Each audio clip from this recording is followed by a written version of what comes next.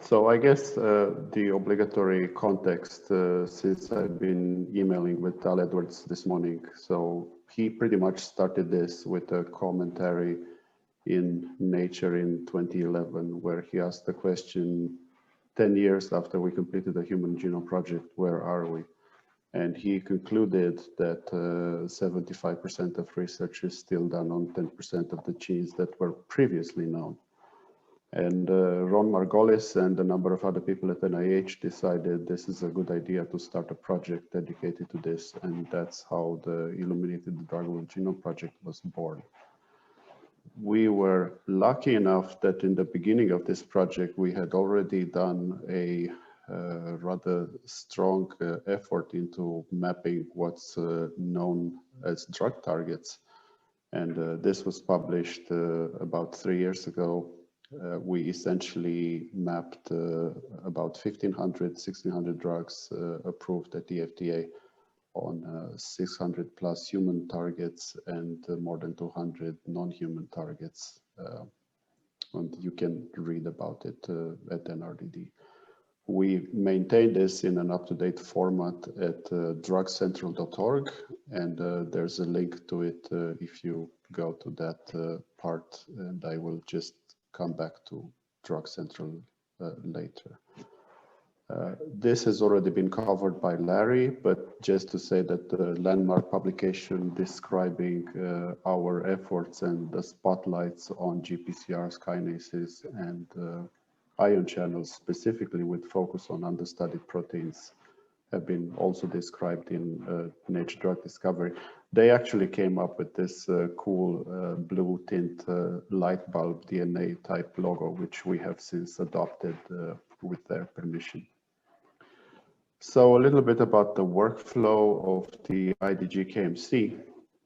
We, of course, take into account all sorts of large data sets that relate, for example, to gene and protein expression data and sequences, all sorts of information that comes from large-scale experiments.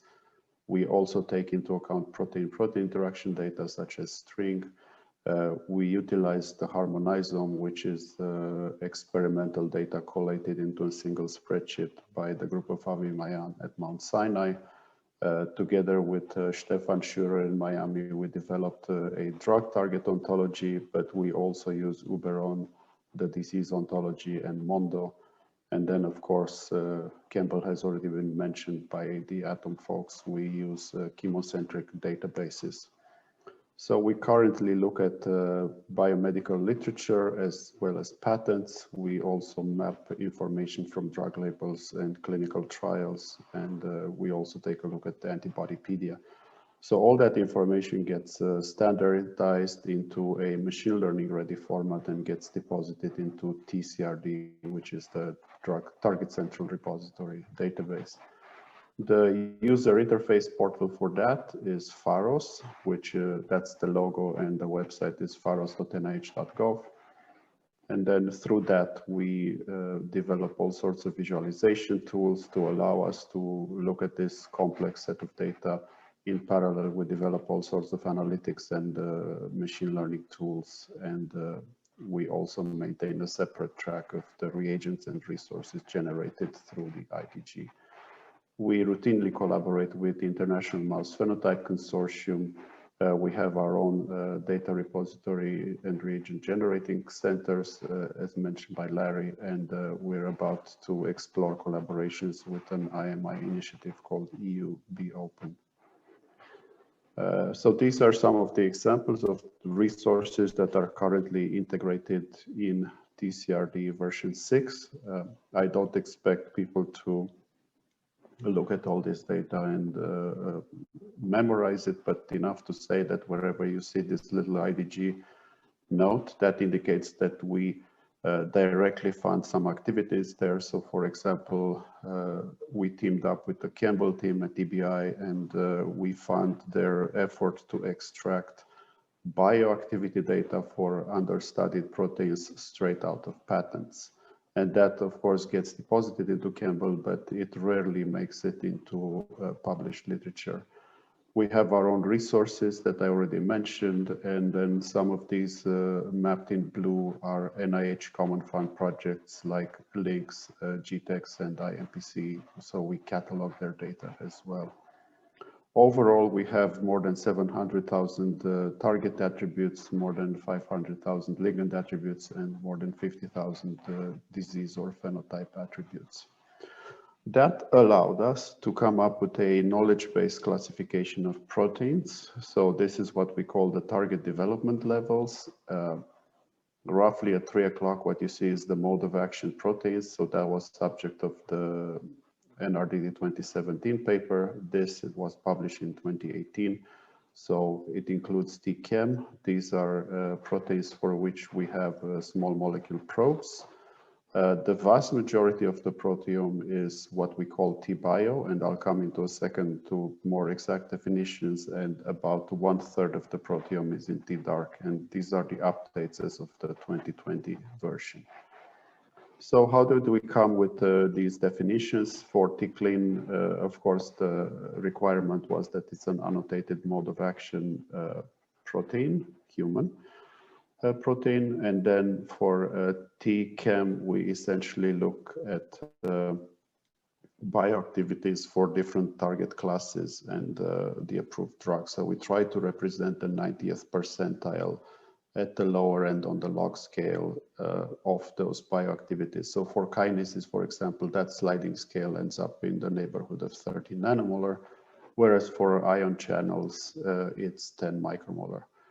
Of course, if we don't have enough data, we would default this to 1 micromolar. So this is how we deal with the proteins. So when it comes to T-dark, so I want you to focus on this part down here. Little information is available, and the way we look at that information is to catalog information as proposed by Lars Jensen in Denmark. He came up with this fractional publication count. For example, if you are interested in the insulin receptor and you're looking at the paper that only talks about the insulin receptor, then that gets a count of 1. However, if that paper talks about 20,000 proteins, then that count gets 1 over 20,000, and that's where the fractions come from. We also look at the gene reference into functions, which is a protein function annotation system maintained by NCBI. And we also look at antibodypedia.com to count available antibodies. It may not surprise you that there is a sperm and rank correlation of about 0.7 between the number of publications and the number of antibodies per protein. So it's a bit of a catch-22. If nobody publishes about the protein, there's no antibodies available. And as soon as this becomes, quotes, a interesting protein, then lots of companies will try to sell you antibodies. So if you're in this pile, you are into T-dark. You can exit T-dark by either having a small molecule or a drug associated. So that would place you into T-chem or T-clean, respectively. But otherwise, you end up in T-bio. You can also end up in T-bio if you have an experimental evidence code annotation from the Gene Ontology Consortium, or if there's 2 OMIM phenotypes confirmed for that same protein. We don't think this is an accidental way to evaluate proteins, so we performed the pairwise stun test on this. So this is statistically relevant on the first 3 categories. This is how we propose the criteria, so abstracts, gene rifts, and antibody counts. The other ones are external sets where we apply the same criteria, but we found the same results. And as I mentioned, this is all published. So this is the total of the gene ontology terms on a per protein basis. This is looking at R01 grants. So we examine data for about 40,000+ R01 grants doing text mining. For the patent corpus, we went back to 2001 through 2017. And then this is the harmonizome set that I mentioned from the Mayan lab. This is a brief overview of target development over time. When we started this project in December 2013, there were roughly 90 to 100 proteins in T-dark. Currently, we are at about 6,300. So there's a clear direction where illumination happens and most of these progress. The difference between the 2019 and 2020 version in this case has to do more with realignment of TCLIN and some changing criteria, but no major changes were done, for example, in T-dark. And there's an interactive plot in our pubs and those of you who are interested. So as mentioned before, if you go to pharos.nih.gov, and we just got the paper accepted in Nucleic Acid Research to describe this effort. It's target-centric primarily, but you can also search by diseases and by ligands. There's an API which allows you to query, and if you go into the about, you will learn a lot more about the data sets that have been made available through the Pharos interface. This is a plug to, normally after this slide, there would be a lot of discussion about the machine learning methods that we used and developed, but since I was asked to discuss just the informatics pipeline, I'm not going through that.